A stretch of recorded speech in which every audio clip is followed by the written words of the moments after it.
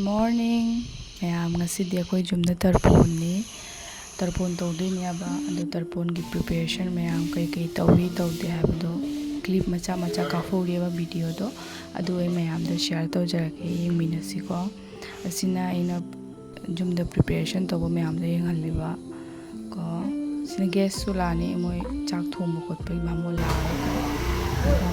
moi chak thomba khotpa hobotna gare ko ai isamaki ai ta hamrangan na hogola khokolaga isagi namba video se ngamahudre aba kaina thabok chinman khina ko sum macha clip kapani adu dum jenghanjarake doigi asina mo heira sem baini ko laigi heiru semba khotpa doigi tarpon ni sem tarpon towisu semba sina akhoi jum lai da katpa pacheni da huji aisina bhamon na oga fadigom soiru haibado awa fadom soiri then adu loraga singju sorani aba singju sora khot loraga adu idi aisemi lakpa sa honarbina cha lomba khotpa hai juice kari kara tawre aba doigi de adu video di kafau de kayin habdi chillaban thabok to chillabanina video number sangdrayaba adodi ai direct dum ready oira kholaga je. Hi everyone, welcome back to my channel. This is me Shushmita. Do ngasi se khoi jumda tarpon tawdeni do mayam da ucharake kai tawi tawde habado mayam video se full length view aurasi video se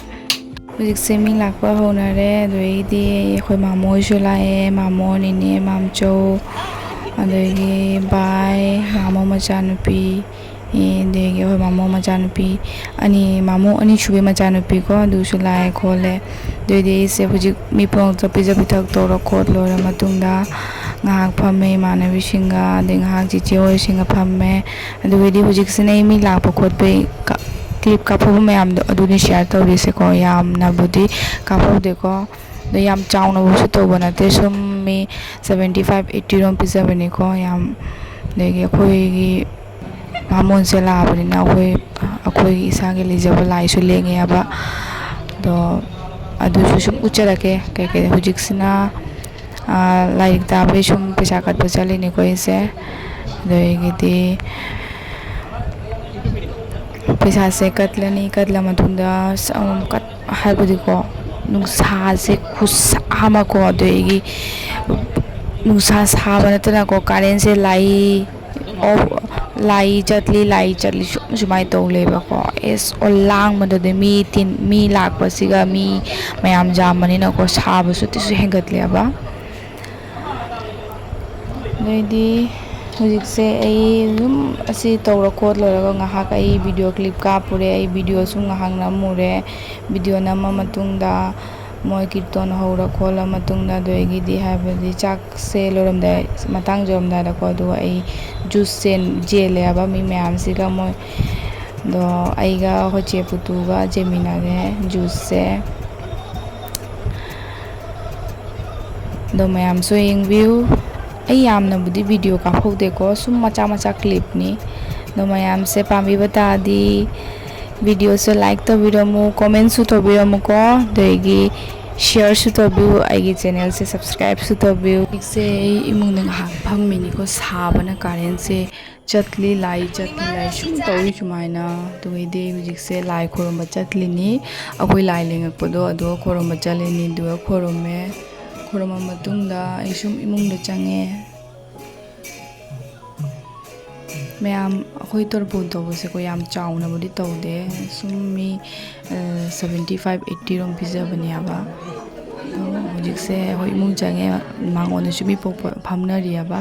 tarpon sorry kirton lora khola bani na de khoma ma dokina jeli se dokina jela kholo matungna doedi akum lai arti tawine aba akhoi gi lai lenga photo adu ya lai arti tawriba do yengmina se yengalake hujik sina ingang singna heiru jenbe preparation tawrine aba hujik arti tawra kholo matungna ko doedi moi pungje ba khotpa do ko paisa to yaba do paisa thaiba ko doidi lai de shu tawre lai de shu khorome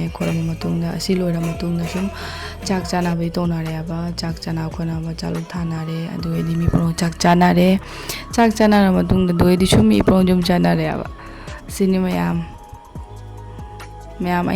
aina video ꯑꯩꯅ ꯋꯥ ꯉꯥꯡꯕ ꯈꯣꯠꯄꯁꯦꯀꯣ ꯑꯦꯅꯤ ꯁꯣꯏꯈꯤꯕ ꯌꯥꯎꯔꯁꯨ ꯉꯥꯛꯄꯤꯒꯅꯤ ꯈꯟꯖꯩꯀꯣ ꯑꯗꯨꯝ ꯅꯧꯅ ꯍꯥꯡꯕꯅꯤꯅ ꯑꯗꯨꯝ ꯋꯥ ꯉꯥꯡꯕ ꯈꯣꯠꯄꯁꯦ ꯍꯩꯇ꯭ꯔꯤꯑꯕꯀꯣ ꯑꯗꯣ ꯃꯌꯥꯝ ꯑꯩꯉꯣꯟꯗ ꯁꯞꯄꯣꯔꯠ ꯇꯧꯕꯤꯌꯨ ꯍꯧꯖꯤꯛꯁꯦ ꯃꯤ ꯄꯨꯟꯅ ꯆꯥꯕ ꯈꯣꯠꯄꯒꯤ ꯐꯝꯅꯔꯤ ꯑꯗꯒꯤ ꯆꯥꯔꯅꯤ ꯑꯩꯈꯣꯏ ꯌꯨꯝꯒꯤ ꯃꯤꯗꯤꯀꯣ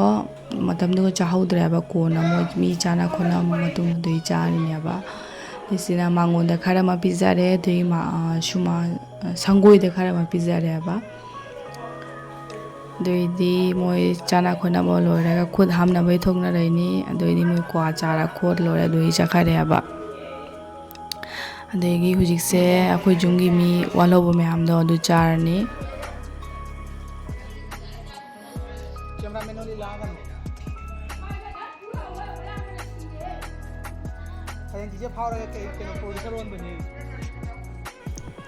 ꯃꯌꯥꯝꯁꯤꯅ ꯑꯩꯈꯣꯏꯒꯤ ꯂꯥꯏ ꯂꯦꯡꯉꯛꯄꯗꯨꯅꯤꯀꯣ ꯑꯗꯨꯏꯗꯤ ꯑꯁꯤ ꯇꯧꯔ ꯈꯣꯠꯂ ꯃꯇꯨꯡꯗ ꯁꯤꯁꯦ ꯑꯩꯈꯣꯏ ꯃꯥꯃꯣꯏꯁꯨ ꯆꯠꯈꯔꯦ ꯁꯤꯅ ꯑꯩꯈꯣꯏꯒꯤ ꯕꯨꯕꯣꯛꯀ ꯄꯨꯕꯣꯛꯀꯤ ꯐꯣꯇꯣꯅꯦ ꯃꯌꯥꯝ ꯑꯩ ꯑꯗꯨꯝ ꯁꯤꯒ ꯚꯤꯗꯤꯑꯣꯁꯦ ꯂꯣꯏꯁꯤꯟꯖꯔꯒꯦ ꯑꯅꯧꯕ ꯚꯤꯗꯤꯑꯣ ꯑꯃꯗ ꯐꯪꯅꯔꯁꯤ